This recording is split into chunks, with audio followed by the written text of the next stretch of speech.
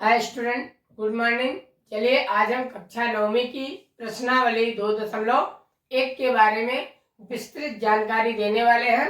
तो यदि आप हमारे चैनल पे नए हैं तो चैनल को सब्सक्राइब करिएगा और वीडियो को अंत तक देखिएगा ताकि आपको पूरी प्रश्नावली समझ में आ सके। तो हम छोटे से वीडियो में आपके बेसिक कंसेप्ट क्लियर करने वाले हैं। तो चलिए हम देखते हैं बहुपद क्या होता है। तो सबसे पहले हम आएंगे बहुपद की ओर। तो बहुपद क्या होता है बच्चों? एक ऐसा बीजी व्यंजक होता है जिसमें एक या एक से अधिक पद होते हैं और वो पद क्या होंगे? या तो चर राशि का होगा या तो अचर राशि का। एक्स, वाई और जेड वाले संख्याओं को हम क्या बोलेंगे? चर राशि, है ना। और संख्यात्मक मान को यानी 1, 2, 3, 4 ये अनंत मान को क्या बोलेंगे? अचर राशि, है ना।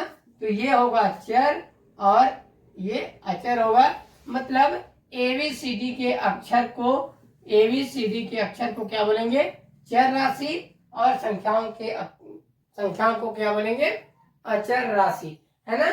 ये तो हुए हमारे पद, है ना। अब पदों में हम कितने प्रकार के बहुपद बना सकते हैं वो देखते हैं। पहला है हमारा एक पदी बहुपद।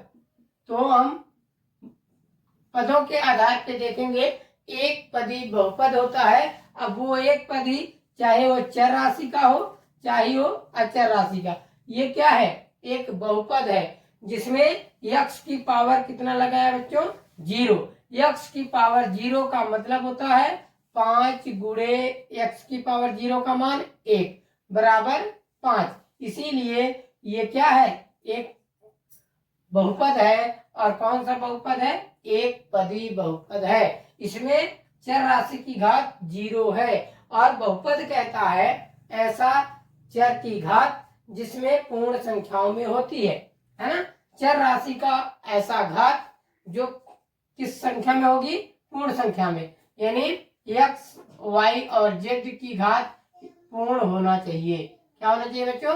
पूर्ण संख्या में होना चाहिए। और पूर्ण संख्या क्या होगी? 0, 1, 2, 3, 4 अनंत तक।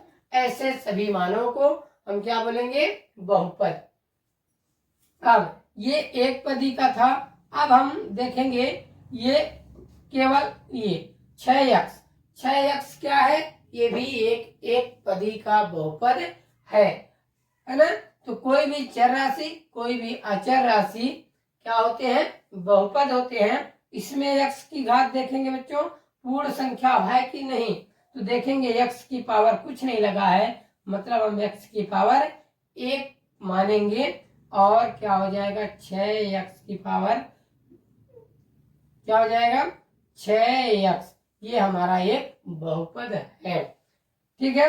अब चले देखते हैं द्विपदी बहुपद। द्विपदी बहुपद तो द्विपदी बहुपद में होता है ऐसा बहुपद जिसमें 2 पद होते हैं, द्विपदी बहुपद कहलाता है।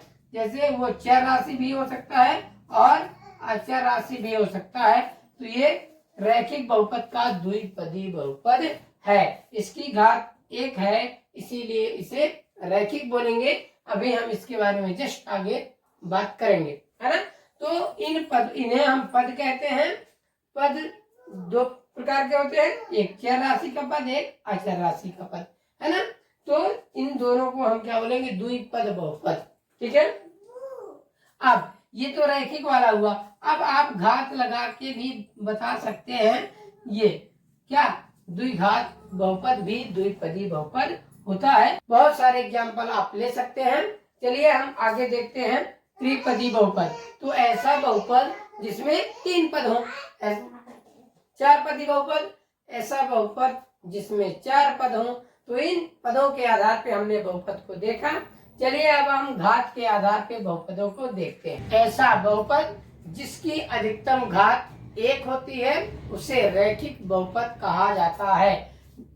तो रैखिक बहुपद में चर राशि की अधिकतम घात क्या होती है बच्चों? 1। जैसे एक्स प्लस 2, ये क्या है, एक बहुपद है और इसकी घात क्या है, अधिकतम 1 है, इसीलिए हम इसको क्या बोलेंगे, रैखिक बहुपद। आप एक पदी का भी उदाहरण ले सकते हैं, ये एक रैखिक बहुपद है ना। ये 6x प्लस 5, ये भी क्या है, एक रैखिक बहुपद है। ठीक है, अब चलिए हम बात करते हैं द्विघात बहुपद। ऐसा बहुपद जिसमें अधिकतम घात की संख्या 2 होती है उसे हम क्या बोलेंगे, द्विघात बहुपद। और किसकी घात, हमेशा ध्यान रखेंगे चर राशि की घात। तो चर हमारा बच्चों x है, x स्क्वायर प्लस 3, ये क्या है, ये हमारा एक द्विघात बहुपद है। ठीक है, x square plus 3x, x square, ये सब क्या है, हमारे द्विघात बहुपद है। इसी प्रकार हम त्रिघात की बात करेंगे। त्रिघात में क्या होगा, ऐसा बहुपद जिसमें अधिकतम चर की घात क्या होनी चाहिए, 3।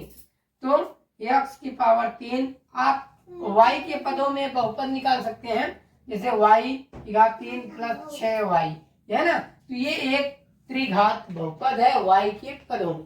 ठीक है, और इसी प्रकार के एल एम टी कुछ भी आप कोई भी चर राशि को ले सकते हैं, ए बी सी डी से जेड तक, है ना।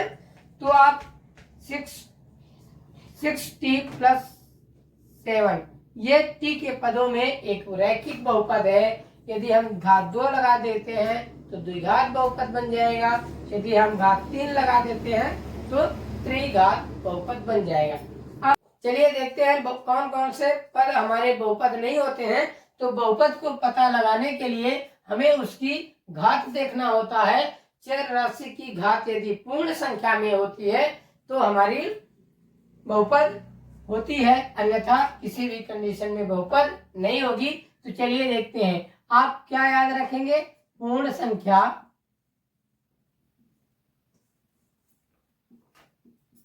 बहुपद की में चर राशि की घात पूर्ण संख्या में हो। पूर्ण संख्या क्या है, 0, 1, 2, 3, ये अनंत तक। यदि हमारे चर राशि की अधिकतम घात, है ना, यदि हमारे बहुपद में चर राशि की यदि हमारे बहुपद में चर राशि की घात पूर्ण संख्या के रूप में देखी जाती है तो हमारा वह बहुपद होगा, अन्यथा बहुपद नहीं होगा। जैसे एक प्रश्न है 1/x प्लस 6, है ना, ये हमारा बहुपद है कि नहीं, नहीं है, है ना। क्यों, क्योंकि हम 1/x को करेंगे तो x की पावर -1 प्लस 6, जो कि हमारा x की घात जो है माइनस में प्राप्त हो गया है, यह बहुपद नहीं हुआ। ठीक है, अब जैसे एक और संख्या है रूट में, √x प्लस 3, तो क्या होगा, यह बहुपद है कि नहीं, यह बहुपद नहीं होगा, क्योंकि इसको ओपन करेंगे तो एक x की घात 1/2 आएगी प्लस का 3x, तो घात हमारी पूर्ण संख्या में होना चाहिए, जो कि हमें ऐसे प्राप्त नहीं हो रहा है, इसीलिए ये सब बहुपद नहीं है। अब देखेंगे कुछ और उदाहरण। x प्लस 1/x को यदि हम हल करते हैं तो x प्लस 1/x ऊपर जाएगा तो x की पावर -1, तो इसमें देखेंगे घात क्या आई, माइनस में, इसीलिए ये अभी बहुपद नहीं है। आपको घात देखना है और घात हमारे 0, 1, 2, 3, 4। अब देखते हैं घात 0 कैसे होता है। अब मान लीजिए कोई भी संख्या लिखा है, मान लो 5 लिखा है, तो 5 एक बहुपद है। ठीक है, तो इसकी पहचान हमें कैसे करना है, तो हम इसकी घात, चर की घात हमेशा 0 मानेंगे। और 0 क्यों मानते हैं कि 5 गुणे x की घात 0 का मान क्या होता है, 1 बराबर 5 उत्तर आएगा, इसीलिए हमारा क्या होता है, एक संख्यात्मक मान भी बहुपद होता है। है ना। तो इस तरह से हमने बहुपदों को देखा